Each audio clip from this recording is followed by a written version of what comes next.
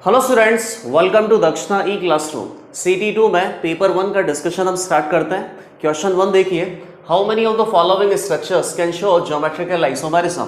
Total 9 structures given है और ये आइडेंटिफाई करना है कि कितने स्ट्रक्चर्स में GI पॉसिबल है। तो किसी भी स्ट्रक्चर में अगर आपको GI चेक करना है तो वहाँ बेसिकली दो कंडीशन सेटिस्फाई होना चाहिए। पहली बात तो स्ट्रक्चर में रेस्ट्रिक्टेड रोटेशन प्रेजेंट होना चाहिए। रेस्ट्रिक्टेड रोटेशन कौन प्रोवाइड करवाता है? या तो साइकिल या pipe bond. Restricted rotation present होने के बाद रेस्ट्रिक्टेड सिस्टम में दोनों साइड दो दो ग्रुप डिफरेंट होने चाहिए। अगर ये दोनों कंडीशन सेटिस्फाई करता है तो बेसिकली ये स्ट्रक्चर GI शो कर सकता है। तो 1 बाय 1 सारी स्ट्रक्चर्स को हम चेक कर लेते हैं। फर्स्ट स्ट्रक्चर आप देखिए, साइकिल भी है, पाइप बॉन्ड भी है। तो साइकिल के अंदर ये पाइप बॉन्ड भी रेस्ट्रिक्टेड रोटेशन प्रोवाइड करवा सकता है और इस साइकिल में भी रेस्ट्रिक्टेड रोटेशन प्रोवाइडेड है। साइकिल में कितने कार्बन एटम है? 6 कार्बन एटम की साइकिल में पाइप बॉन्ड के अबाउट GI पॉसिबल नहीं होता है। साइकिल में अगर पाइप बॉन्ड के अबाउट GI देखना है तो साइकिल में मिनिमम 8 कार्बन एटम होना चाहिए। अब बेसिकली साइकिल पे आ जाते हैं।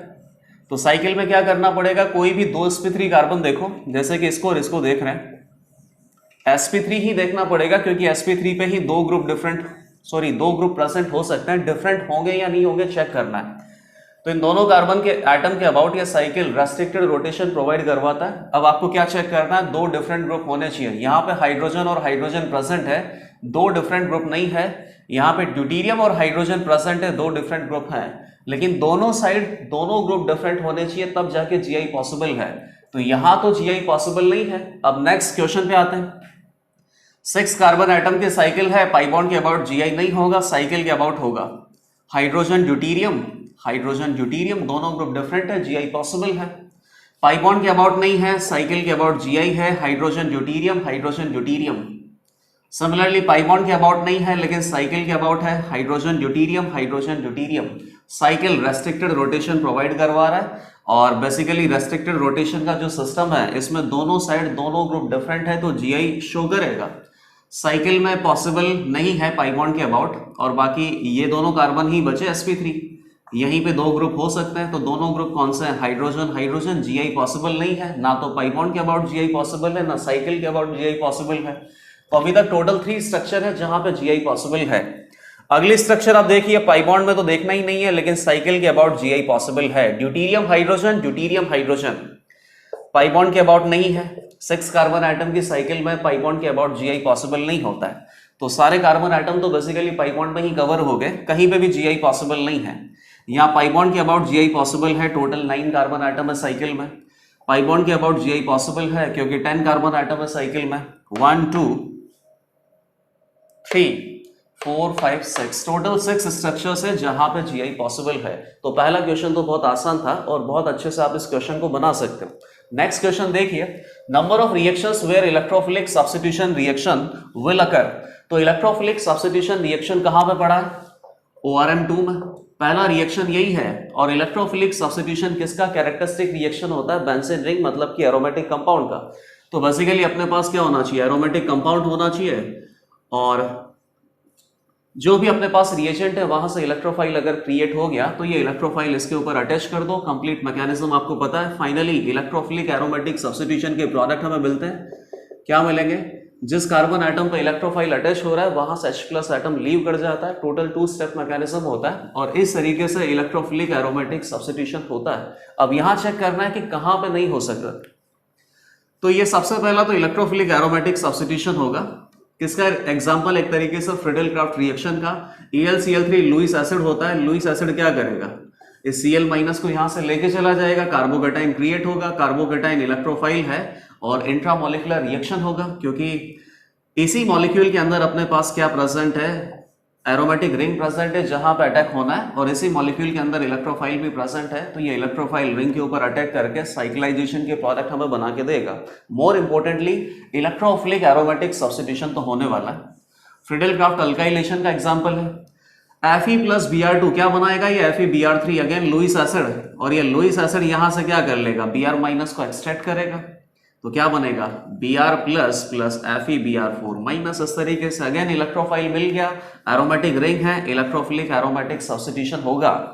सिमिलरली Cl हटा देगा, टर्शरी ब्यूटाइल कैटाइन इलेक्ट्रोफाइल है, एरोमेटिक रिंग है, इलेक्ट्रोफिलिक एरोमेटिक सब्स्टिट्यूशन यहां पर भी होगा।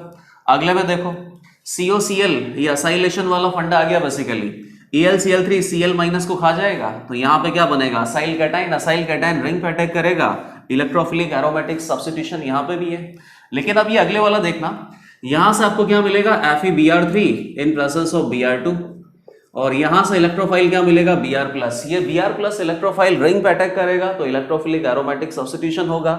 और यहाँ पे normal carbon carbon pi bond भी तो है, तो normal carbon carbon pi bond पे अगर अटैक करेगा तो इलेक्ट्रोफिलिक एडिशन होगा। अब बेसिकली कौन सा फेवर करेगा, इधर अटैक करेगा तो इस रिंग का एरोमेटिसिटी लॉस्ट होगा, तो यहां से जो कार्बोकेटाइन इंटरमीडिएट मिलेगा, और यहां अटैक करेगा तो रिंग का एरोमेटिसिटी लॉस नहीं होगा, यहां से जो कार्बोकेटाइन इंटरमीडिएट मिलेगा, दोनों में से इधर ज्यादा पॉसिबिलिटी है, इधर से रिएक्शन होने की पॉसिबिलिटी ज्यादा है क्योंकि रिएक्शन इंटरमीडिएट यहां से स्टेबल बनेगा, तो यहां इलेक्ट्रोफिलिक एडिशन होगा, इलेक्ट्रोफिलिक सब्स्टिट्यूशन से मेजर प्रोडक्ट नहीं आएंगे।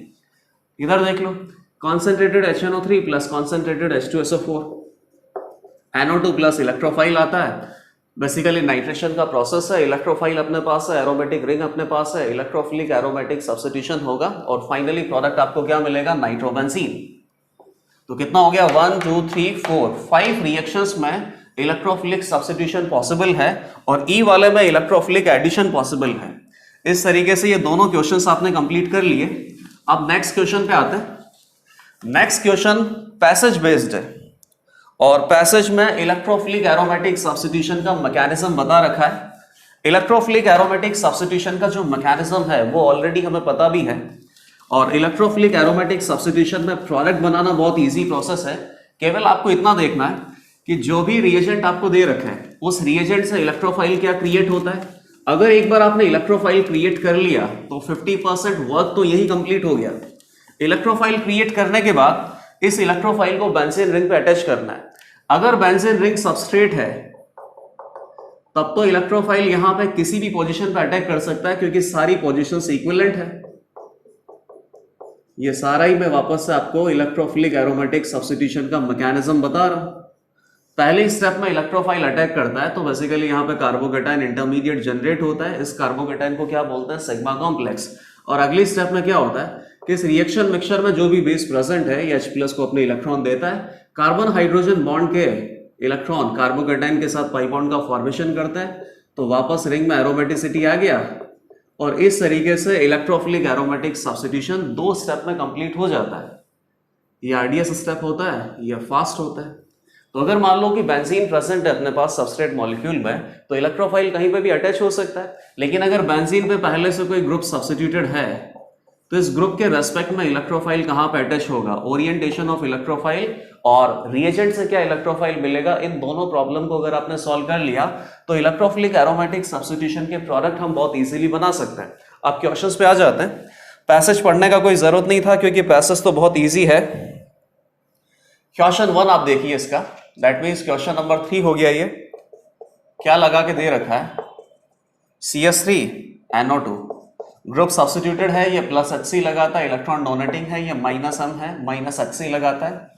रिएजेंट आपको क्या दे रखा है, कॉन्सेंट्रेटेड H2SO4 हीट, और फाइनली प्रोडक्ट बनाना है। तो बेसिकली 10 सेकंड का सवाल है। कॉन्सेंट्रेटेड H2SO4 से क्या मिलेगा, SO3 इलेक्ट्रोफाइल। ये SO3 इलेक्ट्रोफाइल कहां अटैच करेगा, इलेक्ट्रॉन डोनेटिंग ग्रुप के रेस्पेक्ट में ही आपको ओरिएंटेशन इसका देखना है। तो इसकी ऑर्थो पोजीशन पे अटैक कर सकता है क्योंकि पैरा तो ऑक्यूपाइड है और दोनों ऑर्थो पोजीशन सिमिलर है। तो ये SO3 इलेक्ट्रोफाइल यहाँ ऑर्थो पे अटैक करेगा। फाइनली अल्टीमेट अटैचमेंट किसका होगा, SO3H का। तो ये आंसर मिल गया। 10 सेकंड भी नहीं लगेंगे इस आंसर को बनाने में। तो बेसिकली बहुत ही स्कोरिंग क्वेश्चन है। अगले क्वेश्चंस पे आते हैं। अगले क्वेश्चन में भी एग्जैक्टली सेम है। 2 क्लोरीन यहाँ पे लगा रखे मेटा पे और concentrated HNO3 plus concentrated H2SO4 का मिक्सचर है, इससे रिएक्शन करना है। तो HNO3 प्लस H2SO4 से आपको क्या मिलेगा, NO2 प्लस इलेक्ट्रोफाइल। इलेक्ट्रोफाइल मिल गया। एग्जिस्टिंग ग्रुप के रेस्पेक्ट में इनकमिंग इलेक्ट्रोफाइल NO2 प्लस को कहां पे अटैच करना है, केवल इतना प्रॉब्लम है और फाइनली आप प्रोडक्ट बना दोगे। तो ये क्लोरीन क्या होता है बेटा, इलेक्ट्रॉन विड्रॉइंग होता है क्योंकि ओवरऑल -I इफेक्ट यहाँ पे डोमिनेट करता है। इलेक्ट्रॉन विड्रॉइंग में भी अपने पास एक ऐसा आता है वीकली इलेक्ट्रॉन विड्रॉइंग होता है, मतलब वीकली डीएक्टिवेटिंग ग्रुप है, लेकिन उसके बावजूद भी डीएक्टिवेटिंग ग्रुप है, उसके बावजूद भी कैसा होता है, ऑर्थो पैरा डायरेक्टिंग। ये सब आपको पढ़ा रखा है। अब ऑर्थो पैरा डायरेक्टिंग है तो इसकी ऑर्थो लोकेशन और पैरा लोकेशन यहाँ पे तो अटैच करना नहीं है क्योंकि स्टेरिक हिंड्रेंस बहुत ज्यादा होगा, और ये दोनों जो ऑर्थो पोजीशंस है इसके रेस्पेक्ट में ये पैरा है, इसके रेस्पेक्ट में ये पैरा है, प्रोडक्ट आपको एक ही मिलेगा। तो ये प्रोडक्ट आपने बना दिया। तो 10 सेकंड और 10 सेकंड में दोनों ही सवाल हो जाते हैं, बहुत अच्छे से स्कोर किया जा सकता है। अगला क्वेश्चन देखिए, अगेन ऑर्गेनिक से रिलेटेड है और इसमें काफी सारी स्ट्रक्चर्स हमें दे रखी है। ऑप्टिकल आइसोमेरिज्म से रिलेटेड क्वेश्चन है। आपको ये आइडेंटिफाई करना है कि किसी भी पर्टिकुलर स्ट्रक्चर में क्या रिलेशनशिप है। रिलेशनशिप में आपको क्या पता करना है, इनैंशियोमर है या नहीं है, डायस्टियोमर है या नहीं है, आइडेंटिकल है या फिर और भी कोई पर्टिकुलर टाइप ऑफ आइसोमर अगर पॉसिबल है तो वो पता करना है। तो इस क्वेश्चन में बहुत ज्यादा टाइम लगेगा क्योंकि टोटल 6 स्ट्रक्चर्स हैं और इन स्ट्रक्चर्स का अगर कंपैरिजन आपको करना है अच्छे से, तो पहली बात तो सारी स्ट्रक्चर्स में एक कॉमन प्रोजेक्शन में आपको देखना पड़ेगा। सबसे इजीली हम किस में देख सकते हैं, फिशर प्रोजेक्शन में, और फिशर प्रोजेक्शन में भी ट्रू फिशर प्रोजेक्शन बनाना है। मतलब सारे फिशर प्रोजेक्शन में कम से कम कुछ कॉमन पॉइंट तो होना चाहिए।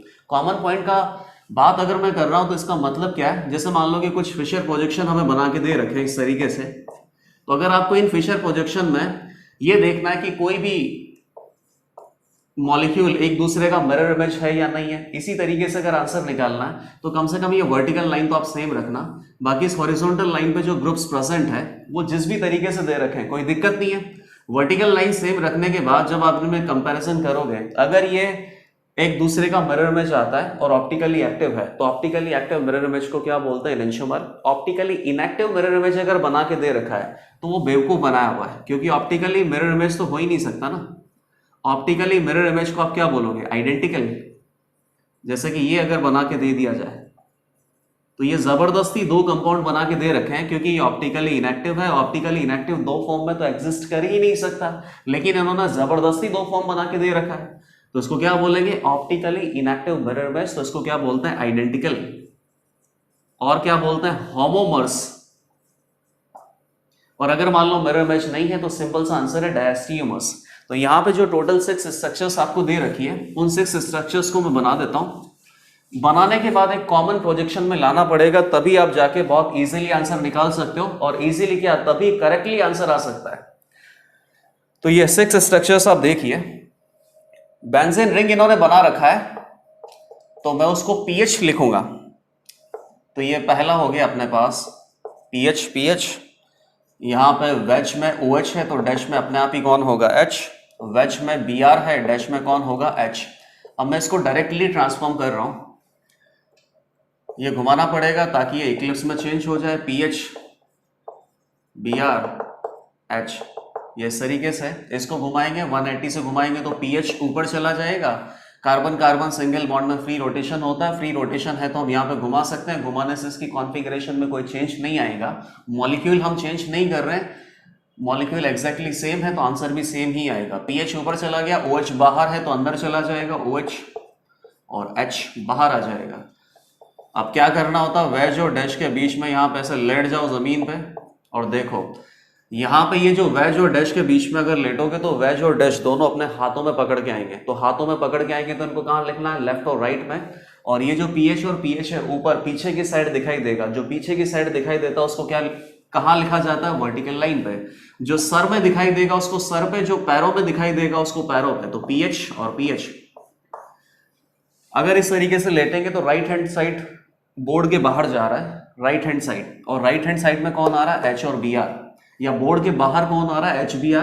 तो बोर्ड के बाहर H और Br को राइट हैंड साइड में हमें लिखना पड़ेगा HBr। तो यहां क्या आ जाएगा, OH और H। ये हो गया फर्स्ट। सेकंड आपको फिशर प्रोजेक्शन में ही दे रखा है और एग्जैक्टली कंपेयर जिनमें कर सकते हैं उसी फिशर प्रोजेक्शन में दे रखा है।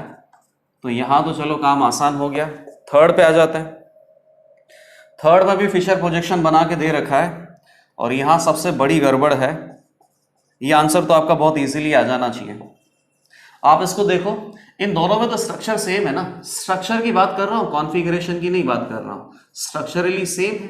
देख लो, एक कार्बन आइटम से H PH OH कनेक्टेड है, अगले कार्बन आइटम से H Br PH कनेक्टेड है, सेम है। लेकिन यहाँ तो स्ट्रक्चर ही सेम नहीं है। यहाँ OPH ये तो ईथर बना रखा है और ये सब अल्कोहल है, तो ये स्ट्रक्चरल आइसोमर हो गया। स्ट्रक्चरल आइसोमर में कौन सा हो गया, फंक्शनल हो गया। तो यहाँ तो आपको डायास्टीरियोमर या आइडेंटिकल या फिर अपने पास एनेंशियोमर ऐसा रिलेशनशिप आ ही नहीं सकता, क्योंकि ये रिलेशनशिप तो स्टीरियो आइसोमर के लिए वैलिड होता है। फोर्थ अपने पास बना के दे रखा है सोहोर्स प्रोजेक्शन में, तो फोर्थ को मैं यही बना लेता हूं। ये हो गया फर्स्ट, ये हो गया सेकंड, ये हो गया third. Sawhorse projection PH PH H B R PH, और ऊपर अपने पास कौन आ गया, एच ओ एच। तो अगेन फ्रंट वाले कार्बन को, फ्रंट वाले कायरल कार्बन को यहाँ कार्बन कार्बन सिग्मा बॉन्ड के अराउंड फ्रीली रोटेट कर सकते हैं, पीएच को ऊपर लेके जाएंगे तभी यहाँ पे एक्लिप्स बनेगा। एक्लिप्स बनाने के बाद ही किसी और प्रोजेक्शन में कन्वर्ट किया जा सकता है। तो बैक वाले को डिस्टर्ब नहीं किया, रोटेट करेंगे 180 से। OH बाहर है तो अंदर चला जाएगा, H अंदर है तो बाहर आ जाएगा। लेट जाओ इधर। सर में जो है उसको सर में लिखो, जो पैरों में है उसको पैरों में लिखो। बोर्ड के बाहर कौन आ रहा है, H और Br, तो बोर्ड के बाहर कौन सा हाथ जा रहा है, राइट। राइट में इसको लिखना H और Br। इधर से क्या आ जाएगा, OH या PH। अब ये सारे हटा देता हूं मैं, क्योंकि फिशर प्रोजेक्शन में जो आपने बना लिया उन्हीं में कंपैरिजन करना है, और हर किसी में वर्टिकल लाइन सेम रखा है तो कंपैरिजन बहुत इजीली हो जाएगा। और फिफ्थ है और सिक्स्थ है। फिफ्थ में आपको बना के दे रखा है न्यूमैन प्रोजेक्शन, तो न्यूमैन प्रोजेक्शन से फिशर प्रोजेक्शन बनाना बहुत आसान है। मैं डायरेक्ट ही फिशर प्रोजेक्शन इसका बना रहा हूं। इसको पहले 180 डिग्री से रोटेट करना पड़ेगा ताकि इक्लिप्स बने। तो पीएच जो बैक में है और जो फ्रंट में है, एच इधर आ जाएगा, OH इधर आ जाएगा, और H Br यहां पे PH आ जाएगा। सिक्स्थ वाला भी लिख ही देता हूं। सिक्स वाले में अगेन यहां पे वेस्टिज प्रोजेक्शन बना के दे रखा है, तो वेस्टिज से आपको किस में बनाना पड़ेगा, फिशर में, तो अगेन टाइम लगने वाला है। सिक्स में आप देखिए पीएच, यहां Br है, इधर H है और यहां OH है, यहां PH है वेज में, तो डैश में कौन होगा, H।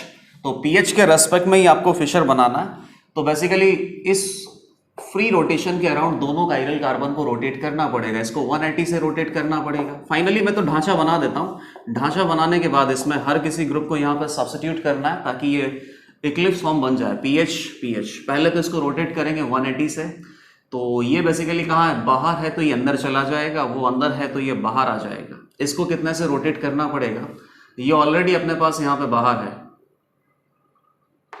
तो ऑलमोस्ट 60 से ही रोटेट करना पड़ेगा, ज्यादा यहाँ पे रोटेट नहीं करना है इसको। तो Br चला जाएगा अंदर,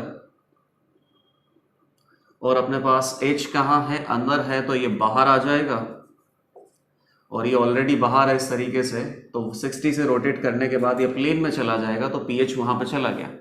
अब इसका आपको फिशर में कन्वर्ट कर दो। जो सर में है, जो पैरों में है, उसको वर्टिकल लाइन पे रिप्रेजेंट करो। बोर्ड के बाहर कौन आ रहा है, OH और H, और बोर्ड के बाहर कौन सा हाथ जा रहा है, राइट, OH H, यहाँ पे H और Br। तो ये फाइनली आपने सभी को एक कॉमन फिशर प्रोजेक्शन में कन्वर्ट कर लिया। और अब इसके जो दोनों क्वेश्चंस हैं उनको बहुत आसानी से हम बता पाएंगे। अब दोनों क्वेश्चंस को आप ध्यान से देखना। फर्स्ट क्वेश्चन में आपसे क्या पूछा है कि करेक्ट स्टेटमेंट पता करना है। पहला और दूसरा इनेंशियोमर है, फर्स्ट एंड सेकंड इनेंशियोमर है। तो फर्स्ट कहाँ है, ये, और सेकंड इनेंशियोमर है। OH और Br एक साइड है, मिरर इमेज लेंगे तो OH और Br एक साइड ही होंगे, ऑपोजिट साइड तो नहीं आ सकते, गलत हो गया। अब बहुत जल्दी आंसर आ जाएगा। थर्ड और फिफ्थ डायास्टीरियोमर्स हैं, थर्ड और फिफ्थ डायास्टीरियोमर्स। तो थर्ड ये हो गया और फिफ्थ ये हो गया। डायास्टीरियोमर नहीं है बेटा, ये फंक्शनल आइसोमर होंगे, क्योंकि ये अल्कोहल है और ये अपने पास ईथर है, ये भी गलत। अगले पे आ जाते हैं। फर्स्ट और फोर्थ आइडेंटिकल हैं, फर्स्ट और फोर्थ, ये फर्स्ट है ये फोर्थ है। H Br OH H PH PH identical एकदम सही है। अब तो बहुत जल्दी आंसर आ गया, क्योंकि जो हार्ड वर्क था वो तो हमने कर ही लिया। फर्स्ट और सिक्स डायास्टीरियोमर है, फर्स्ट और सिक्स ये डायास्टीरियोमर है, बिल्कुल गलत है। इसका अगर आप मिरर इमेज बनाओगे तो ये मिरर इमेज एग्जैक्टली यही बनेगा। यहां पे कौन आ जाएगा, मिरर के पास में H Br, मिरर के दूर में कौन चला जाएगा, OH H PH H। तो एग्जैक्टली यही स्ट्रक्चर बन रहा है, दोनों एक दूसरे के मिरर इमेज हैं और ऑप्टिकली एक्टिव हैं। देख लो कहीं पे भी कोई पीओएस प्रेजेंट नहीं है। ऑप्टिकली एक्टिव मिरर इमेज को हम क्या बोलते हैं? इनेंशियोमर। तो यहाँ पे इनेंशियोमर आना चाहिए था, आइडेंटिकल नहीं आएगा। ये फोर्थ ऑप्शन था, फर्स्ट और फोर्थ नहीं, फर्स्ट और सिक्स्थ डायास्टीरियोमर है, गलत है, इनेंशियोमर आएगा। तो इसमें बेसिकली कौन सा आंसर हो गया? सी। अब ये सारा कुछ हटा देता हूं, अभी इन स्ट्रक्चर्स को हम नहीं हटा सकते। नेक्स्ट क्वेश्चन में और कंपैरिजन हमें करना है। तो क्वेश्चन नंबर 5 का आंसर हो गया सी। क्वेश्चन नंबर 6 पे आ जाते हैं। 6 में क्या दे रखा है? ये only one option is correct, diastereomeric pair, first और सेकंड। फर्स्ट और सेकंड डायास्टीरियोमेरिक पेयर है क्या? OH और BR ऑपोजिट है, OH और BR सेम साइड है, इसका मिरर इमेज लोगे तो कभी भी ये नहीं बन सकता। जब मिरर इमेज नहीं है तो डायास्टीरियोमर है, फर्स्ट ऑप्शन करेक्ट हो गया। रेस्ट 3 ऑप्शंस आप चेक कर लेना, क्योंकि रेस्ट 3 ऑप्शंस यहाँ पे इनकरेक्ट ही आएंगे। बाकी ये स्ट्रक्चर मैंने करेक्ट फिशर प्रोजेक्शन में बना के दे रखा है। हर किसी में आपने इस वर्टिकल लाइन पे PH और PH रखा है, इसका मतलब कंपैरिजन करने में आसानी होगी, और कंपैरिजन करके जब आंसर निकालोगे तो वो करेक्ट भी आएगा। नेक्स्ट क्वेश्चन पे आते हैं। नेक्स्ट क्वेश्चन में अपने पास कॉम्प्रीहेंशन है, और ये बेसिकली कंडक्टोमेट्रिक टाइट्रेशन पे है। तो यहां पे भी बहुत अच्छे से आपको आंसर बनाना है। कंडक्टोमेट्रिक टाइट्रेशन ये इलेक्ट्रोकेमिस्ट्री में आपको बताया था किस तरीके से, कि जब भी हम टाइट्रेशन करते हैं तो टाइट्रेशन करने के बाद किसी न किसी पर्टिकुलर प्रॉपर्टी का यहाँ पे प्लॉट बनाते हैं। जैसे एसिड बेस का टाइट्रेशन करेंगे तो नीचे बेस है, ऊपर से एसिड आ रहा है, तो जब एसिड को बेस में मिक्स कर रहे हैं तो नीचे बेस है, बेस का पीएच क्या होता है? ज़्यादा। एसिड बेस न्यूट्रलाइजेशन होता जाएगा, पीएच इसका क्या होता जाएगा? कम। इक्विवेलेंस पॉइंट पे पीएच कितना हो जाएगा? अगर स्ट्रॉन्ग एसिड और स्ट्रॉन्ग बेस का इक्विवेलेंस पॉइंट आ गया तो पीएच कितना हो जाएगा? 7। उसके बाद भी अगर एसिड इंसर्ट करते रहेंगे तो पीएच एसिडिक साइड में चला जाएगा, 7 से कम हो जाएगा। तो pH versus volume of acid added, इसका हम ग्राफ प्लॉट करते हैं। ये नॉर्मल टाइट्रेशन की बात अभी मैं बता रहा हूं। तो शुरुआत में पीएच क्या होता है? ज्यादा होता है, थोड़ा थोड़ा कम होता जाता है, फिर एकदम एब्रप्टली डिक्रीज होता है, फिर वापस से थोड़ा थोड़ा कम होता जाता है। तो जहां ये एब्रप्टली डिक्रीज होता है यहीं पे कहीं एक इक्विवेलेंस पॉइंट आता है, और इस तरीके से टाइट्रेशन का कर्व हम प्लॉट करते हैं। यहां अपने पास कंडक्टोमेट्रिक टाइट्रेशन में एसिड में बेस को मिक्स कर रहे हैं या सॉल्ट में सॉल्ट को मिक्स कर रहे हैं, जो भी है, लेकिन हम यहाँ कौन सी प्रॉपर्टी का कर्व प्लॉट करते हैं? कंडक्टिविटी। तो रिएक्शन मिक्सचर में जो कंडक्टिविटी है या तो ये इंक्रीज हो सकता है या डिक्रीज हो सकता है। तो एक पर्टिकुलर सब्सटेंस को दूसरे पर्टिकुलर सब्सटेंस में मिक्स करने से जो रिएक्शन मिक्सचर बन रहा है, इस रिएक्शन मिक्सचर की कंडक्टिविटी का कर्व प्लॉट करते हैं। इसमें भी आपको बता रखा है कि सभी कैटायंस और सभी एनायंस में H+ का जो कंडक्टिविटी वो सबसे ज्यादा होता है। उसके बाद और भी काफी सारे पॉइंट है कि कंडक्टिविटी बढ़ाने के लिए कैटायन या एनायन छोटा होना चाहिए, और हमेशा कंडक्टिविटी एक्वस सॉल्यूशन में ही देखा जाता है। तो एक्वस सॉल्यूशन में आप हाइड्रेटेड साइज पे ही बात करना।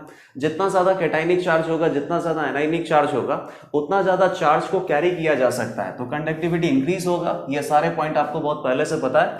केवल आपको यहाँ पे ये चेक करना है कि जो कंडक्टिविटी के कर्व प्लॉट करके देख रखे हैं उनमें से सही कौन सा हो सकता है। तो पहले इस लिस्ट पे आ जाते हैं, और इस लिस्ट में जितने भी क्वेश्चंस हैं इनमें हर किसी ऑप्शन को चेक करके हम नहीं देखेंगे, सिंपली पहले ऑप्शन बना लेते हैं, फिर उसके बाद करेक्ट ऑप्शन हमें देखना है।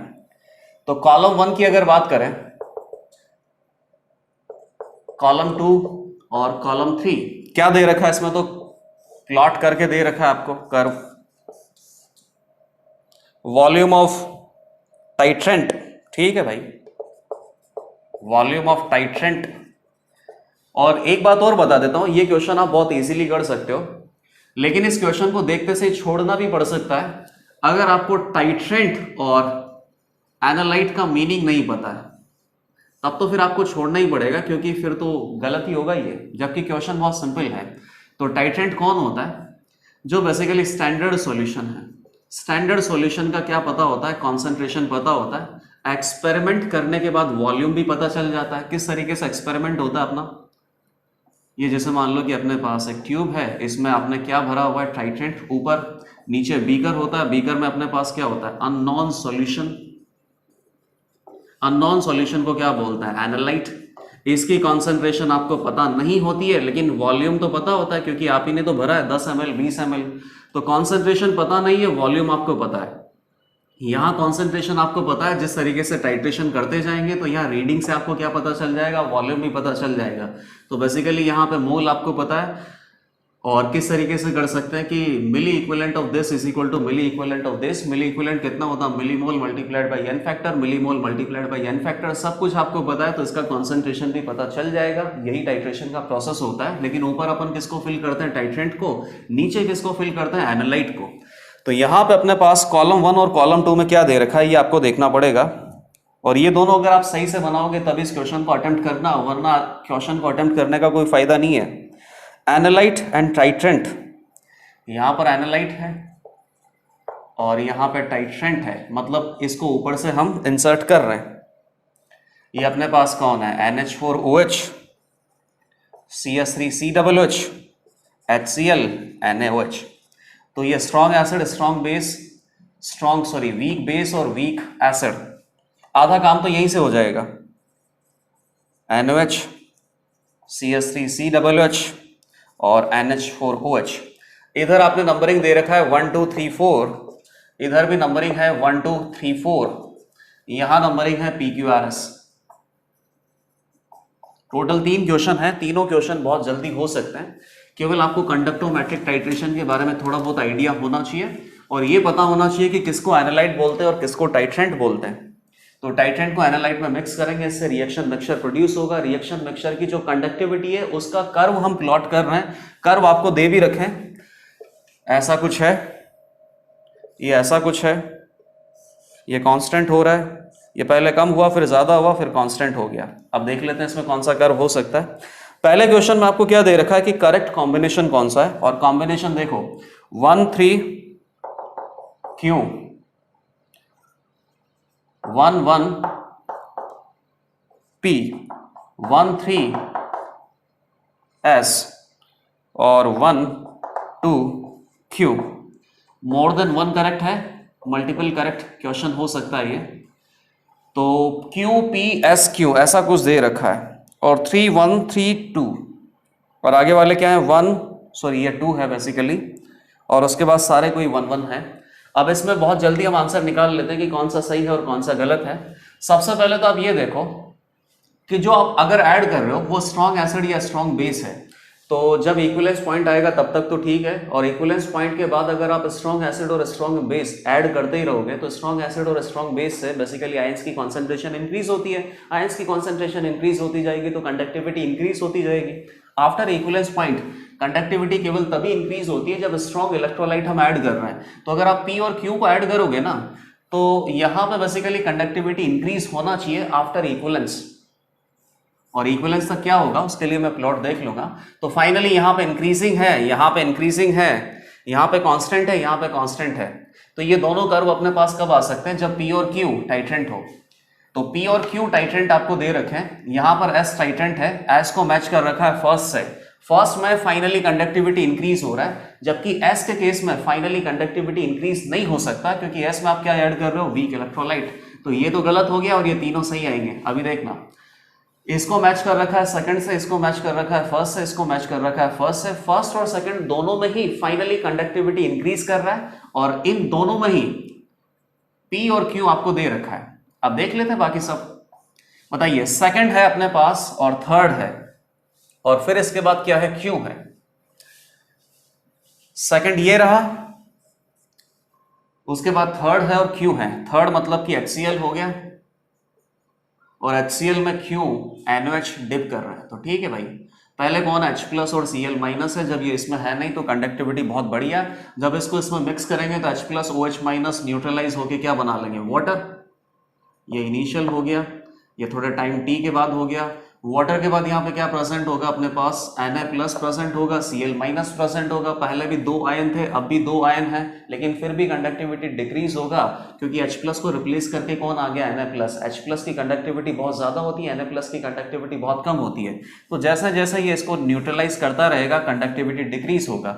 एक समय पे क्या आ जाएगा, इक्विवेलेंस पॉइंट। इक्विवेलेंस पॉइंट के बाद H प्लस और Cl माइनस खत्म हो गए। तो अब यहाँ पे केवल क्या प्रेजेंट है, NaCl, और अब अपने पास जो NaOH आप मिक्स करोगे तो ये किसी को न्यूट्रलाइज नहीं कर सकता, इसी को कोई कंज्यूम भी नहीं कर सकता। तो NaOH अगर आप ऐड करते रहोगे तो Na प्लस और OH माइनस की कॉन्सेंट्रेशन इंक्रीज होता रहेगा। इंक्रीज होगा तो बेसिकली यहाँ पे कंडक्टिविटी इंक्रीज हो जाएगा। तो ये मैंने आपको बता दिया। बाकी के दो ऑप्शन आप चेक करना, ये दोनों ऑप्शन भी सही हैं। गलत केवल कौन सा है, ये थर्ड वाला, क्योंकि थर्ड वाले में आप स्ट्रॉन्ग इलेक्ट्रोलाइट ऐड कर रहे हो, तो स्ट्रॉन्ग इलेक्ट्रोलाइट ऐड कर रहे हो तो फाइनली कंडक्टिविटी इंक्रीज ही होना चाहिए। और एस वाले को आपने किससे मैच कर दिया, फर्स्ट से। फर्स्ट में फाइनली कंडक्टिविटी इंक्रीज कर रहा है, लेकिन आपने ऐड क्या कर दिया, वीक इलेक्ट्रोलाइट, तो ये अलग हो गया। तो इसका आंसर हो गया फर्स्ट, सेकंड और फोर्थ। अब इसके अगले वाला ऑप्शन आप देखिए, इसमें क्या दे रखा है, correct combination for titration in which conductance at equivalence point is lower than initial. Equivalence point पे जो कंडक्टेंस है वो इनिशियल इक्वल कंडक्टिविटी से कम होना चाहिए। तो बेसिकली इनिशियली कंडक्टिविटी ज्यादा होनी चाहिए, और जिस तरीके से टाइट्रेशन प्रोसीड करेगा इक्विवेलेंस पॉइंट आने तक कंडक्टिविटी डिक्रीज होना चाहिए। जैसे मान लो कि यहाँ पे कंडक्टिविटी ये डिक्रीज कर रहा है, ये डिक्रीज कर रहा है, इधर भी डिक्रीज कर रहा है, इधर भी डिक्रीज कर रहा है, कोई भी ग्राफ हो सकता है। अब यहाँ टाइट्रेंट और एनालाइट पे डिपेंड करेगा। तो इसमें अपने पास ऑप्शंस क्या हैं, 1 2 Q, 1 3 S, फिर अगला ऑप्शन है 3 4 R और 4 2 S। इसमें आपसे पूछा है correct combination for a titration in which conductance at equivalence point is lower than initial, और आपको पता करना है कि कौन सा ऑप्शन यहां पे सही हो सकता है। तो इनिशियली कंडक्टिविटी ज्यादा होनी चाहिए, मतलब इनिशियली क्या प्रेजेंट होना चाहिए अपने पास, स्ट्रॉन्ग इलेक्ट्रोलाइट प्रेजेंट होना चाहिए, क्योंकि स्ट्रॉन्ग इलेक्ट्रोलाइट से आयंस ज्यादा मिलेंगे, और जैसे जैसे उसको कोई न्यूट्रलाइज करता जाएगा तो न्यूट्रलाइज करने के बाद भी यहाँ पे आयंस तो ज्यादा ही रहेंगे। जैसे केस में बता देता हूँ कि HCl में आपने NaOH को लिया तो पहले कौन है, H प्लस Cl माइनस, थोड़ी देर बाद क्या होगा, OH माइनस H प्लस को न्यूट्रलाइज करेगा तो क्या प्रेजेंट होगा, वाटर। Cl माइनस अभी भी है, Na प्लस आ गया, तो जितना H प्लस को इसने खाया उसकी जगह कौन आ गया, Na प्लस आ गया ना। तो आयंस तो आपके पास बेसिकली सेम ही रहेंगे। और जब ये न्यूट्रलाइज हो गया इक्विवेलेंस पॉइंट के बाद क्या होगा, क्या प्रेजेंट है, Na plus Cl minus water, और अब आप NaOH ऐड करते जा रहे हो तो Na प्लस और OH माइनस अब एक्स्ट्रा होते जाएंगे, तो फाइनली यहाँ पे कंडक्टिविटी इंक्रीज होता जाएगा। तो न्यूट्रलाइजेशन के बाद एसिड और बेस में आयंस तो ऑलमोस्ट इक्वल है। आप कैसे बता सकते हो कि यहाँ पे फिर भी कंडक्टिविटी डिक्रीज करना चाहिए, तो इसका एक ही कंसेप्ट है कि इनिशियली क्या प्रेजेंट था, HCl, क्योंकि HCl में क्या प्रेजेंट है, H प्लस। H प्लस को अगर आपने न्यूट्रलाइज कर दिया तो H प्लस तो चला गया यहां से, उससे क्या बन गया, वाटर। अब क्या आ गया, Na प्लस और Cl माइनस, तो बेसिकली आपने H प्लस को हटा दिया और Cl माइनस सॉरी उसकी जगह और क्या आ गया, Na प्लस। तो नंबर ऑफ आयंस तो सेम रहेंगे, लेकिन आयंस आपने चेंज कर दिया। H प्लस का कंडक्टिविटी Na प्लस के कंपैरिजन में एटलीस्ट 10 to 20 टाइम्स ज्यादा होता है। सबसे ज्यादा कैटायंस में कंडक्टिविटी किसका होता है, या कैटायंस और एनायंस दोनों को मिला के सबसे ज्यादा कंडक्टिविटी किसका होता है, H प्लस का। तो कहीं पर भी अगर आप H प्लस को हटा रहे हो ना तो पक्की बात है कि कंडक्टिविटी डिक्रीज ही होगा। तो H प्लस को कहां से हम हटा रहे हैं, ये है अपने पास थर्ड में HCl में यहां से H प्लस को आप हटा रहे हो, तो H प्लस को हटाने के लिए बेसिकली थर्ड अपने पास होना चाहिए।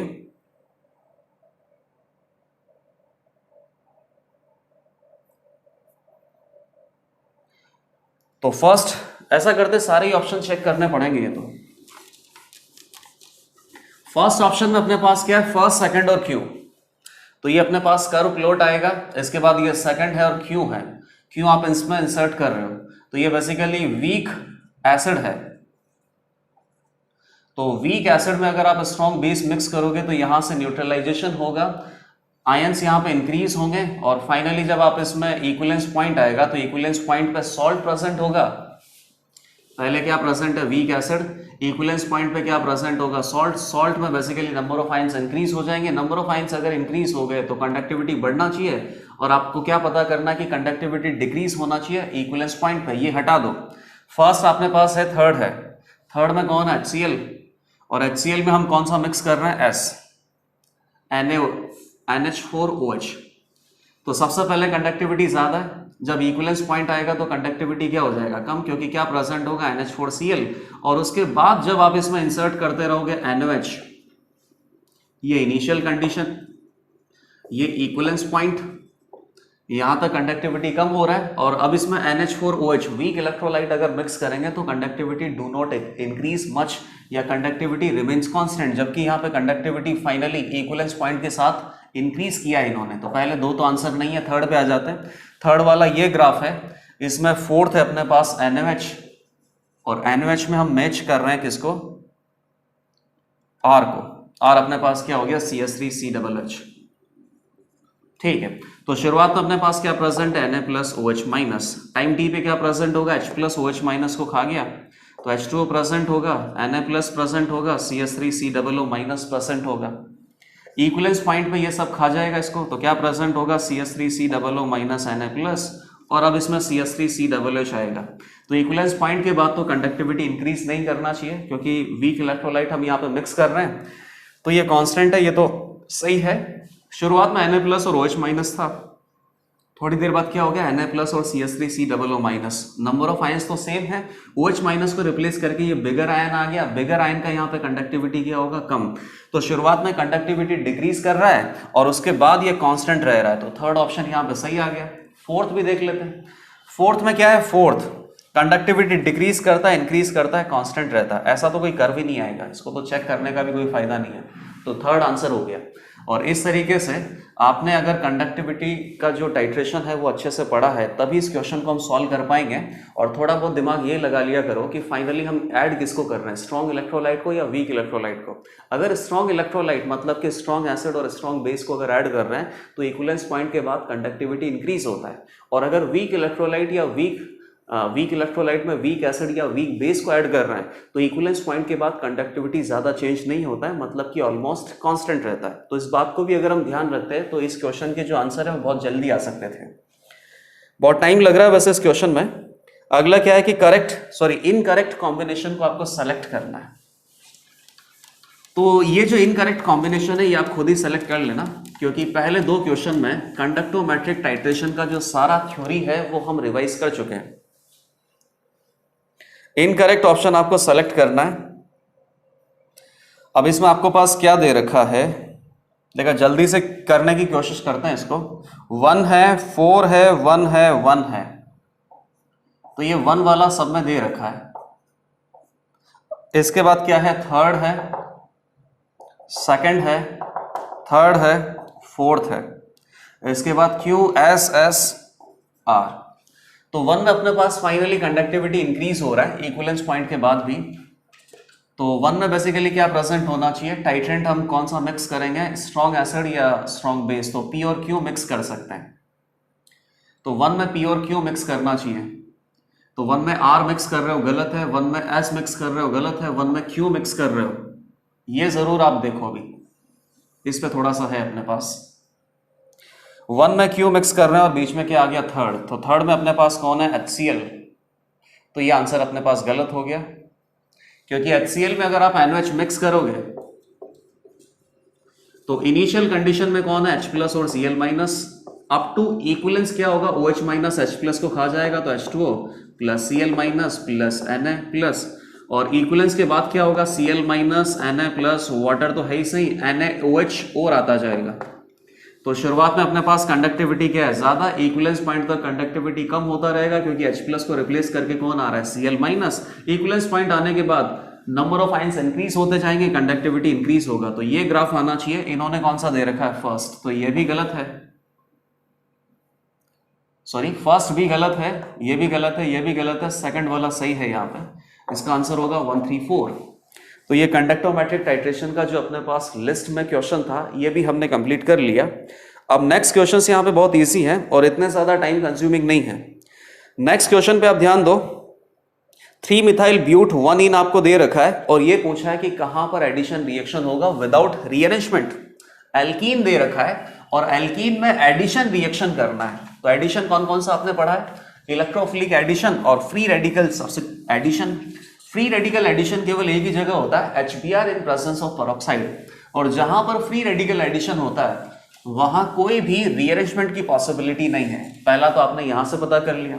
अगली बात आती है इलेक्ट्रोफिलिक एडिशन की।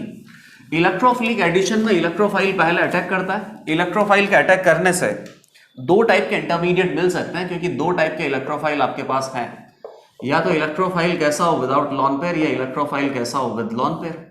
इलेक्ट्रोफाइल विदाउट लॉन पेयर मतलब कि H+ इलेक्ट्रोफाइल अगर अटैक करेगा तो कार्बोकेटाइन बनेगा। कार्बोकेटाइन बनेगा तो ये 2 डिग्री से कहां जाएगा, 3 डिग्री पे। कार्बोकेटाइनिक रीअरेंजमेंट पॉसिबल है।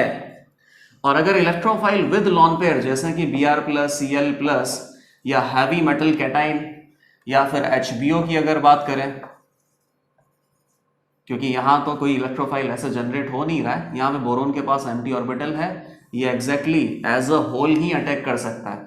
तो इन सब जगह अपने पास क्या होगा, साइक्लिक इंटरमीडिएट बनता है, उसको क्या बोलते हैं, non classical carbocation. Non classical carbocation के केस में जब कार्बोकेटाइन ही नहीं है तो रीअरेंजमेंट की पॉसिबिलिटी कहां से हो सकती है।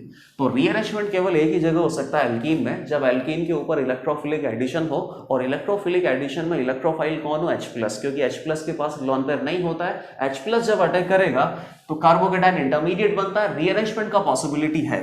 तो ये क्वेश्चन तो बहुत ईजी है। 3-methyl-but-1-ene इसी का केस आपको दे रखा है, कुछ रिएजेंट यहां पे मेंशन कर रखे हैं, तो रिएजेंट को देख के ही पता चल जाएगा कि फाइनली रीअरेंज्ड प्रोडक्ट मिलेगा या विदाउट रीअरेंजमेंट के साथ प्रोडक्ट मिलेगा। तो बहुत जल्दी आंसर आएगा, HBr पेरोक्साइड।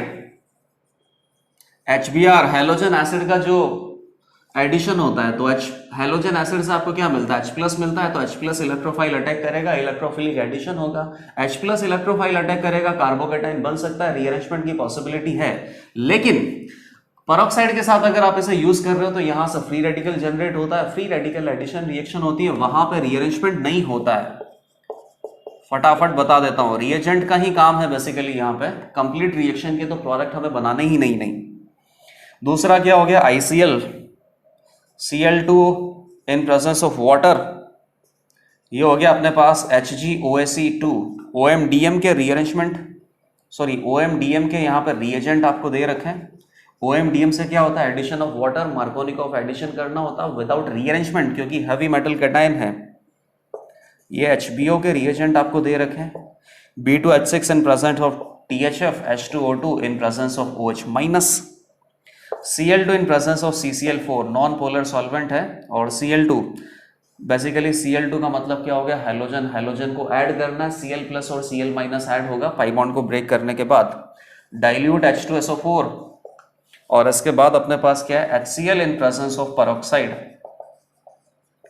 देख लेते हैं, HBr peroxide free radical addition, कोई यहां पर रीअरेंजमेंट नहीं है, ICl, I+Cl-, electrophile with lone pair, क्या बनेगा, नॉन क्लासिकल कार्बोकेटाइन, रीअरेंजमेंट नहीं होगा। यहाँ पे Cl+ इलेक्ट्रोफाइल, रीअरेंजमेंट नहीं होगा। हैवी मेटल कैटायन, OMDM में रीअरेंजमेंट नहीं होता, हाइड्रोबोरेशन ऑक्सीडेशन में रीअरेंजमेंट नहीं होता। डाइल्यूट H2SO4, डाइल्यूट एसिड से क्या होता है, एसिड से क्या मिलता है, H+, और डाइल्यूट है तो न्यूक्लियोफाइल कौन होगा, वाटर। न्यूक्लियोफाइल वाटर से कौन ऐड होता है, OH-, H+ और OH- ऐड हो रहे हैं, किसमें काम आता है, addition of water. Addition of water में सबसे पहला मेथड यही है, और H+ इलेक्ट्रोफाइल अटैक कर रहा है, कार्बोकेटाइन बनेगा, कार्बोकेटाइन में रीअरेंजमेंट पॉसिबल है, तो ये हटा दो। HCl पेरोक्साइड, पेरोक्साइड की प्रेजेंस में HCl का फ्री रेडिकल एडिशन रिएक्शन नहीं होता है, यहाँ पे नॉर्मली HCl की तरह ही वर्क करता है। पेरोक्साइड केवल पेरोक्साइड इफेक्ट कहाँ शो करता है, HBr के साथ। तो हैलोजन एसिड को अगर आपको ऐड करना है तो हैलोजन एसिड से आपको क्या मिलेगा, H+ मिलेगा, H+ पाई बॉन्ड पे अटैक करेगा, कार्बोकेटाइन बन गया, रीअरेंजमेंट पॉसिबल है। तो यहाँ पे रीअरेंजमेंट है, डाइल्यूट H2SO4 में रीअरेंजमेंट है, और कहीं रीअरेंजमेंट यहाँ पे नहीं है। तो टोटल अपने पास कितना आंसर हो गया, 6। रीअरेंजमेंट कहाँ नहीं है, OMDM में नहीं है, HBO में रही है। Cl2 को ऐड करेंगे, हैलोजन को ऐड करेंगे तो नहीं है, Cl2 को ऐड करेंगे तो नहीं है, ICl को ऐड करेंगे तो नहीं है, HBr पेरोक्साइड को ऐड करेंगे तो भी नहीं है। टोटल इसका आंसर आ गया अपने पास 6। अब नेक्स्ट क्वेश्चन पे आते हैं। नेक्स्ट क्वेश्चन भी बहुत इजी है, थ्योरेटिकल क्वेश्चन है। कार्बन और ग्रेफाइट के बारे में कुछ इंपॉर्टेंट पॉइंट अगर आपने लिख रखे हैं कॉपी में तो उन्हीं इंपॉर्टेंट पॉइंट्स पे बेस्ड है। कुछ पर्टिकुलर प्रॉपर्टीज का कंपैरिजन करना है और ये फाइंड आउट करना है कि ये जो प्रॉपर्टीज मेंशन किया हुआ है, ये प्रॉपर्टीज डायमंड के लिए ज्यादा है या ग्रेफाइट के लिए ज्यादा है? जैसे स्टेबिलिटी की अगर बात करें तो डायमंड से ज्यादा स्टेबल फॉर्म कौन सा होता है? ग्रेफाइट होता है। ग्रेफाइट और डायमंड दोनों ही क्रिस्टलाइन एलोट्रॉप्स हैं कार्बन के। ज्यादा स्टेबल कौन सा होता है? ग्रेफाइट। कम स्टेबल कौन सा होता है? डायमंड। तो ऐसे बाकी भी यहाँ पे प्रॉपर्टीज दे रखी हैं, ये फाइंड आउट करना है कि कौन सी प्रॉपर्टी डायमंड के लिए ज्यादा है। अब प्रॉपर्टीज आप देखो, डेंसिटी, तो यार डायमंड तो बहुत ही अच्छा डेंस स्ट्रक्चर होता है। डायमंड में क्या होता है? कार्बन कार्बन के टेट्रावैलेंट ऐसे बॉन्ड होते हैं, कार्बन कार्बन से up to very large distance इस तरीके से कनेक्टेड होता है, और कहीं पर भी ये जो 3D नेटवर्क है ये खत्म होने का नाम ही नहीं लेता है। कोई यहाँ पे वीक फोर्सेस का प्रेजेंट है ही नहीं। यहाँ पे केवल स्ट्रॉन्ग फोर्सेस, मतलब कि carbon carbon sigma bond, carbon carbon covalent bond ही प्रेजेंट है। इसीलिए क्या होता है? डायमंड बहुत ही हार्ड होता है, ये तो सबको ही पता है। जहां पर भी 3D नेटवर्क होता है उसको क्या बोलते हैं? कोवलेंट या नेटवर्क सॉलिड बोलते हैं।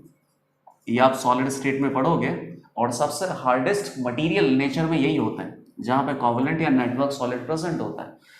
ग्रेफाइट की स्ट्रक्चर कैसी होती है? ग्रेफाइट में अपने पास हेक्सागोनल शीट्स होती हैं, और कार्बन कार्बन में पार्शियल डबल बॉन्ड होता है। जैसे ये हेक्सागोनल शीट में बना देता हूं,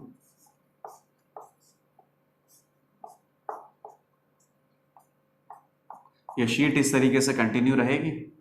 यहाँ पाई बॉन्ड आप जिस तरीके से लगाना है लगा देना, कंटिन्यूस पाई बॉन्ड मत लगा देना, वरना कार्बन की वैलेंसी 5 हो जाएगी। अल्टरनेट पाई बॉन्ड प्रेजेंट होंगे।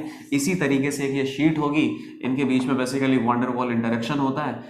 तो ये जो परत है, ये जो शीट्स है ग्रेफाइट की, आपस में आसानी से फिसल सकती है, इसीलिए लुब्रिकेटिंग प्रॉपर्टी होती है ग्रेफाइट की। और ग्रेफाइट बहुत सॉफ्ट भी होता है। यहाँ पे पाई इलेक्ट्रॉन डेंसिटी है, पाई इलेक्ट्रॉन डेंसिटी आपस में रेजोनेंस कर सकता है। रेजोनेंस करेगा तो बेसिकली यहाँ पे इलेक्ट्रॉन का डीलोकलाइजेशन है। इलेक्ट्रॉन का डीलोकलाइजेशन है, इसीलिए ग्रेफाइट इलेक्ट्रिकली कंडक्टिंग होता है। जबकि डायमंड में आपको कहीं पर भी फ्री इलेक्ट्रॉन या फ्री आयंस नजर नहीं आ रहे हैं, ये अपने पास इलेक्ट्रिकली नॉन कंडक्टिंग होता है, इंसुलेटर ही है। तो बताइए डेंसिटी किसका ज्यादा हो गया? डायमंड का।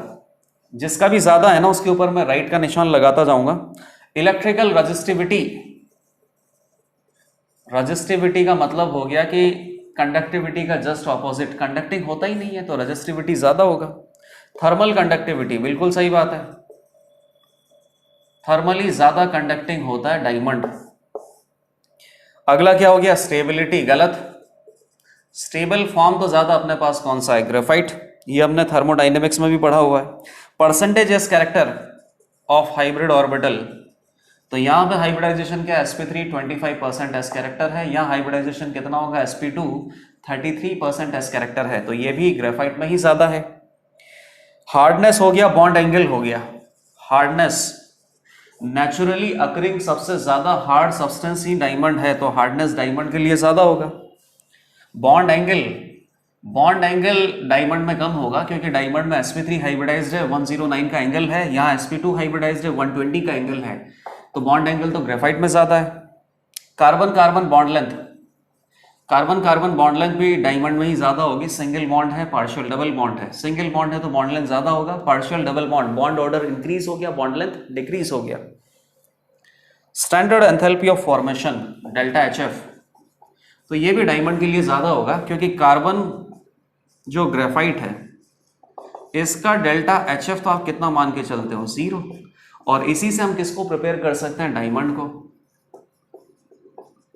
ये सारी है ना थ्योरी बहुत अच्छे से क्लियर होना चाहिए। इस तरीके से मैं चाहूँ तो इसका इक्वेशन बना सकता हूँ ग्रेफाइट से डायमंड। तो यहाँ पे डेल्टा HF फॉर्मेशन कितना होता है? 0। अगेन यहाँ पे डेल्टा HF मतलब कि enthalpy of formation at standard state, ये कितना होता है? पॉजिटिव होता ही है। तो पॉजिटिव होगा तो डायमंड के लिए डेल्टा HF नॉट की वैल्यू ज्यादा होगी। आप किस तरीके से पॉजिटिव होता है आप कैसे निकाल सकते हो?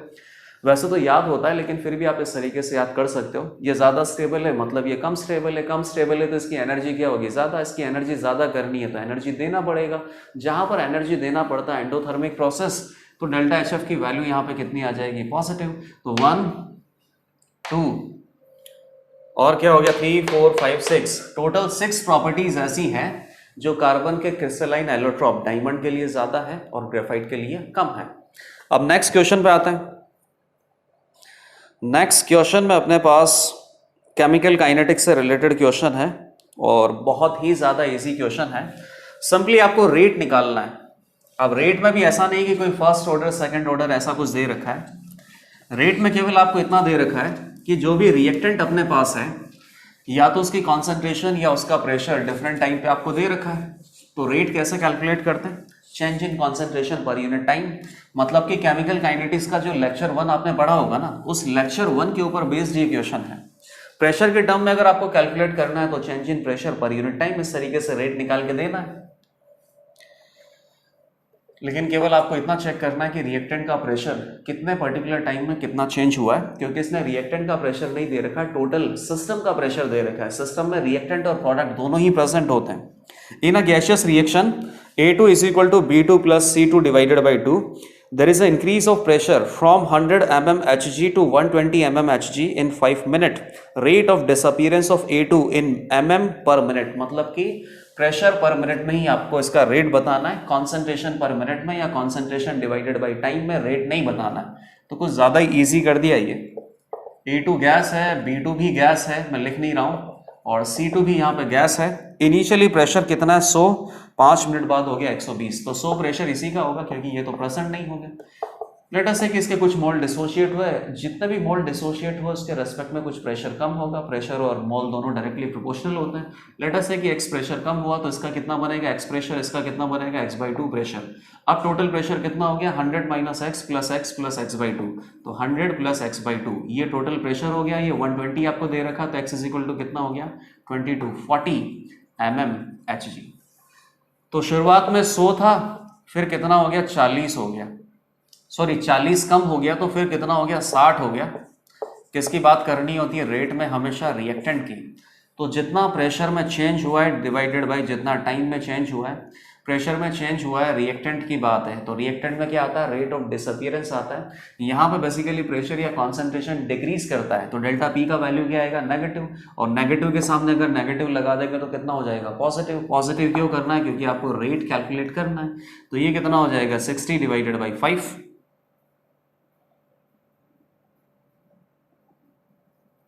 x is equal to sorry ये गलत कर दिया ना। इसका फाइनल प्रेशर कितना हो गया? यहाँ पे 60 हो गया ना। तो final pressure minus initial pressure, 60 minus 100, minus लगाना पड़ेगा, डिवाइडेड बाय कितना हो गया? dt। dt अपने पास कितना है? Time 5 minute. तो 40 mm की कमी थी, वो तो हमने पहले भी निकाल लिया, लेकिन इस तरीके से भी निकाल सकते हैं, फाइनल माइनस इनिशियल। तो कितना प्रेशर रिड्यूस हुआ? 40 का। कितना मिनट हो गया? टाइम 8 mm पर मिनट। ये अपने पास इस पर्टिकुलर रिएक्शन का रेट ऑफ रिएक्शन आ गया in terms of pressure. In terms of अगर मोलर कॉन्सेंट्रेशन निकालना है, तो मोलर कॉन्सेंट्रेशन निकालने के लिए क्या करना पड़ता है? पीवी इक्वल टू एनआरटी होता है। प्रेशर के टर्म में आपके पास है number of mole divided by volume. तो बेसिकली आपको क्या करना पड़ता है? यहाँ पे जो प्रेशर आपको दे रखा है उसकी जगह n/v इंटू RT सब्सिट्यूट करना पड़ता है। इस तरीके से आप मोलर कॉन्सेंट्रेशन की टर्म में भी आंसर ला सकते थे। अब अगला क्वेश्चन क्या दे रखा है? अगला क्वेश्चन तो बहुत इजी है, 5 सेकंड में हो जाएगा। जो बोरेक्स की स्ट्रक्चर है, इस बोरेक्स के स्ट्रक्चर में कितने बोरोन एटम sp2 हाइब्रिडाइज्ड हैं और कितने बोरोन एटम sp3 हाइब्रिडाइज्ड हैं? आपको पता ही है कि बोरेक्स का जो स्ट्रक्चर होता है उसमें 4 बोरोन एटम है, 2 sp2 हाइब्रिडाइज्ड होते हैं, 2 sp3 हाइब्रिडाइज्ड होते हैं। तो इसमें तो बनाने की भी जरूरत नहीं है। बोरेक्स का स्ट्रक्चर क्या होता है? Na2B4 dot 10H2O। इसको और हम कैसे लिखते हैं? Na2B4O4 और क्या लिखते हैं? OH। अच्छा, लिखते क्या हम तो पूरा कंप्लीट इसका स्ट्रक्चर ही बना देते हैं ना। Oxygen oxygen, boron boron, total 4 boron atom है, तो इस तरीके से बनाना पड़ेगा। यहाँ पे क्या प्रेजेंट होता है? O। हर किसी में ब्रिजिंग ऑक्सीजन एटम प्रेजेंट है, इधर भी ब्रिजिंग ऑक्सीजन एटम प्रेजेंट है। बोरोन का 3 वैलेंसी कंप्लीट हो गया। यहाँ पे होता है OH, यहाँ पे होता है OH।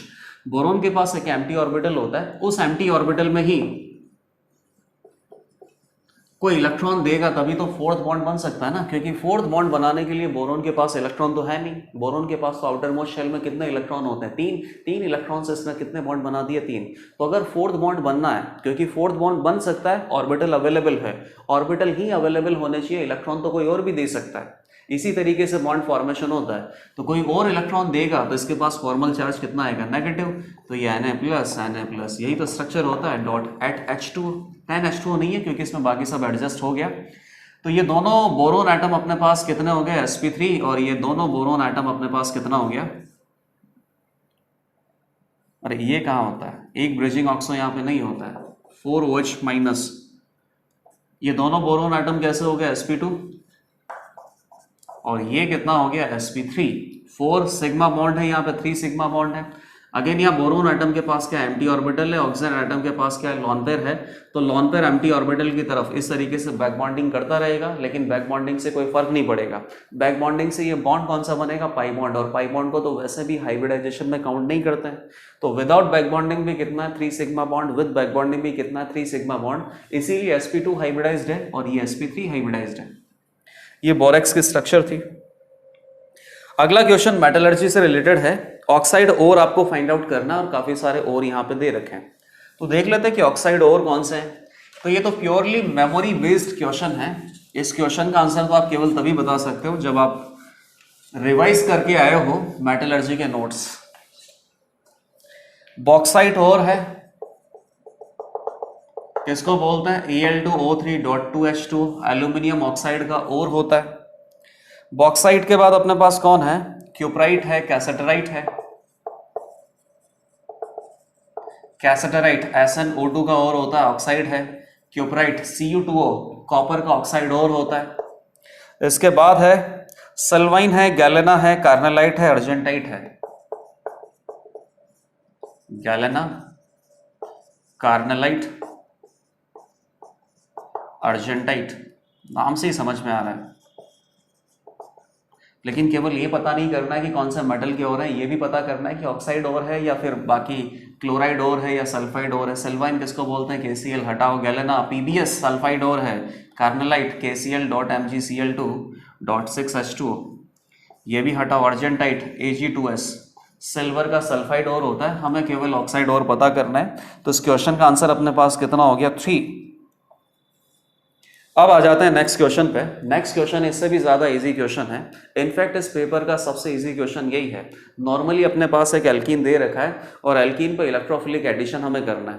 तो इलेक्ट्रोफिलिक एडिशन बेसिकली 2 स्टेप में होता है। पहले इलेक्ट्रोफाइल अटैक करने से इंटरमीडिएट कार्बोकेटाइन बन सकता है या नॉन क्लासिकल कार्बोकेटाइन भी बन सकता है, और अब इस इंटरमीडिएट पे सेकंड स्टेप में न्यूक्लियोफाइल अटैक करता है। न्यूक्लियोफाइल अटैक करने के बाद फाइनली इलेक्ट्रोफिलिक एडिशन के प्रोडक्ट हमें मिल जाता है। तो पहली स्टेप में और दूसरी स्टेप में इलेक्ट्रोफाइल कौन है ये आपसे पूछा है।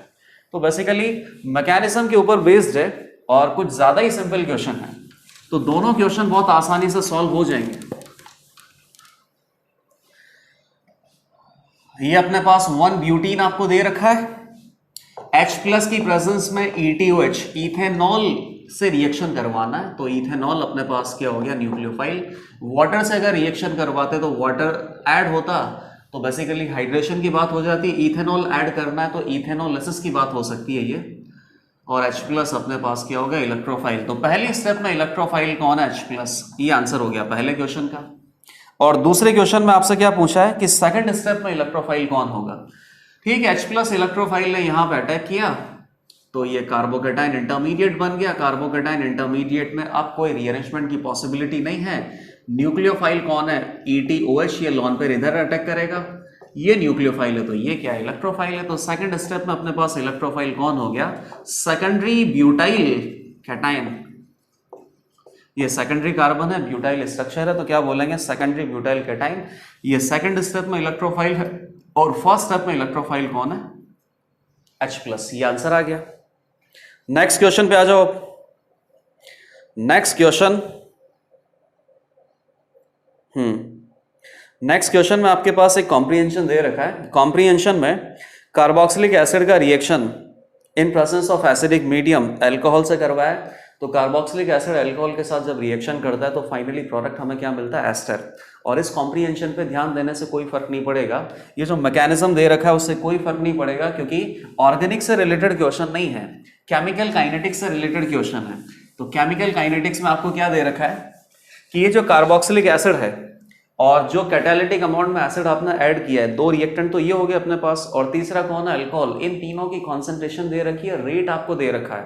तो बेसिकली आपको ये पता करना है कि कार्बोक्सिलिक एसिड के रेस्पेक्ट में HA गिवन एसिड के रेस्पेक्ट में और अल्कोहल के रेस्पेक्ट में क्या ऑर्डर हो सकता है। ऑर्डर डिटर्मिनेशन का क्वेश्चन है, तो ये क्वेश्चन तो मैं सॉल्व नहीं करूंगा, ये क्वेश्चन आप बहुत आसानी से सॉल्व कर सकते हो। और इस मेथड को भी बेसिकली हम क्या बोलते हैं कि आपको कॉन्सेंट्रेशन दिया जाए और रेट दिया जाए, तो कॉन्सेंट्रेशन और रेट में जो भी रिलेशनशिप आता है उससे आप क्या बताते हो, इनिशियल रेट मेथड नाम होता है इसका, कि कॉन्सेंट्रेशन डबल करने से रेट डबल हो रहा है तो ऑर्डर कौन सा होगा, कॉन्सेंट्रेशन हाफ करने से अगर रेट 1/4 हो रहा है तब ऑर्डर कौन सा होगा। इनिशियल रेट मेथड आपको यूज करना है, मैं केवल यहां पे आपको हिंट बता रहा हूं, हिंट बताने के बाद क्वेश्चन आपको खुद करना है। डेटा आपके पास क्या है कि RCOH की मोलर कॉन्सेंट्रेशन है, R-OH की मोलर कॉन्सेंट्रेशन है और HA की मोलर कॉन्सेंट्रेशन है और इनिशियल रेट आपको बता रखा है। अब ये मोलर कॉन्सेंट्रेशन कितनी है, 0.35, 0.62, 0.35, 0.35, 0.35, 0.35, इधर कितना है 0.81, 0.50, 0.50, इधर है 0.50, 0.75, रेट आ गया 4.6, 8.14, 10.6 और 9.84। अब दोनों क्वेश्चन आप यहां पे अच्छे से सुन लो, क्वेश्चन आपको क्या दे रखा है, एक मिनट, हाँ ये लास्ट 2 क्वेश्चन है। पहले क्वेश्चन में आपसे ये पूछा गया है, only one option is correct. पहले क्वेश्चन में आपको ये बताना है कि कार्बोक्सिलिक एसिड या अल्कोहल या HA एसिड के रेस्पेक्ट में क्या ऑर्डर हो सकता है। तो ठीक है, ऑर्डर डिटर्मिनेशन का क्वेश्चन है, इनिशियल रेट मेथड आपको यूज करना है, किसी का भी ऑर्डर आप बता सकते हो, उसके लिए मुझे हिंट बताने की भी जरूरत नहीं है, लेकिन फिर भी हम डिस्कस तो करेंगे। और सेकंड क्वेश्चन क्या है कि जब आपने ऑर्डर फाइंड आउट कर लिया हर किसी स्पीशीज के रेस्पेक्ट में, तो आपको रेट कांस्टेंट K का वैल्यू बताना है। तो ये तो कुछ ज्यादा इजी हो गया ना। बताइए, रेट लॉ एक्सप्रेशन क्या बोलता है कि किसी भी रिएक्शन का जो रेट है that is equal to rate constant K multiplied by molar concentration of reactant raise to power any stoichiometric coefficient, sorry any coefficient, stoichiometric coefficient क्यों बोल रहा हूं, रेज़ टू पावर उसको क्या बोलते हैं, ऑर्डर, और किसी भी पर्टिकुलर रिएक्शन का ऑर्डर कुछ भी हो सकता है, एक्सपेरिमेंटली डिटरमाइंड क्वांटिटी होती है, ऐसा नहीं कि रिएक्शन की शक्ल को देख के आप ऑर्डर बता पाओ। तो यहां पे कौन आएगा, RCOH, HA और ROH, इसका ऑर्डर मान लेता हूं X, इसका मान लेता हूं Y, इसका मान लेता हूं Z। तो इस पर्टिकुलर एक्सप्रेशन से किसी भी एक पर्टिकुलर स्पीशीज का ऑर्डर आपको कैलकुलेट करना है। इनिशियल रेट मेथड कैसे अप्लाई करते हैं कि यहाँ पे टोटल 3 स्पीशीज हैं, तो ऐसे डेटा सेट को आप कंसिडर करो जहां पे 2 स्पीशीज का जो कॉन्सेंट्रेशन है वो फिक्स हो और एक ही पर्टिकुलर स्पीशीज का कॉन्सेंट्रेशन चेंज होना चाहिए। अब इसकी कॉन्सेंट्रेशन में जितना भी चेंज आ रहा है उस चेंज के लिए आप रेट ऑफ रिएक्शन में चेंज नोटिस करो, उससे आपको क्या पता चल जाएगा, ये पावर Z, और इस पावर Z को क्या बोलते हैं, order with respect to R-OH। तो कौन सा डेटा सेट हम कंसिडर कर सकते हैं जहां पे लेट अस से कि आपको HA के रेस्पेक्ट में ऑर्डर निकालना है, तो ये वैरी करना चाहिए और बाकी दोनों कांस्टेंट होना चाहिए। तो कौन सा डेटा सेट हम यहां पे ले सकते हैं, तो जैसे मान लो कि, या फिर ऐसा करते हैं कि RCOH के रेस्पेक्ट में पहले निकाल लेते हैं। तो पहले 2 डेटा सेट से काम चल जाएगा, क्योंकि ये इसकी कॉन्सेंट्रेशन कांस्टेंट है, इसकी कॉन्सेंट्रेशन कांस्टेंट है और इसी में केवल चेंज आ रहा है। तो बताना, इनिशियली रेट अपने पास कितना है 4.6, इसकी कॉन्सेंट्रेशन रेज़ टू पावर क्या ऑर्डर है X, यहाँ पे रेज़ टू पावर Y, यहाँ पे रेज़ टू पावर Z। अब यहाँ पे रेट कितना हो गया 8.14, तो यहाँ पे बेसिकली इसकी कॉन्सेंट्रेशन कितनी होगी 0.62, raise to power X, raise to power Y, raise to power Z, ये तो कांस्टेंट है, दोनों को डिवाइड कर दो तो ये तो कट जाएगा। 4.6 का जस्ट डबल कितना होता है 9.2, उससे थोड़ा ही कम है। 0.35 का जस्ट डबल कितना होता है 0.70, उससे थोड़ा ही कम है, मतलब ये बेसिकली कट ही हो रहा है। तो यहाँ से अपने पास कितना हो गया 1 डिवाइडेड 1⁻x, ये 1 ही आ गया एक तरीके से। तो इसके रेस्पेक्ट में अपने पास ऑर्डर कितना आ गया 1, और इस तरीके से आप HA के रेस्पेक्ट में या R' के रेस्पेक्ट में भी ऑर्डर कैलकुलेट कर सकते हो। ऑर्डर कैलकुलेट करने के बाद ये तीनों वैल्यूज आपको पता चल गई। किसी भी एक पर्टिकुलर डेटा सेट को आप यूज कर लो, क्योंकि एक पर्टिकुलर डेटा सेट में इन तीनों की कॉन्सेंट्रेशन पता है, तीनों का ऑर्डर आपने अभी पता कर लिया, तो इधर ये सारी क्वांटिटीज नॉन है। और किसी भी एक डेटा सेट की अगर आपने बात करी, फर्स्ट डेटा सेट की अगर बात करी, तो यहाँ पर रेट भी आपको पता है। तो सारी क्वांटिटीज पता है, रेट भी पता है, तो क्या पता कर सकते हैं, इस पर्टिकुलर रिएक्शन का रेट कांस्टेंट। तो ये जो लास्ट के 2 क्वेश्चन है, ये बेसिकली आप ही को सॉल्व करना है।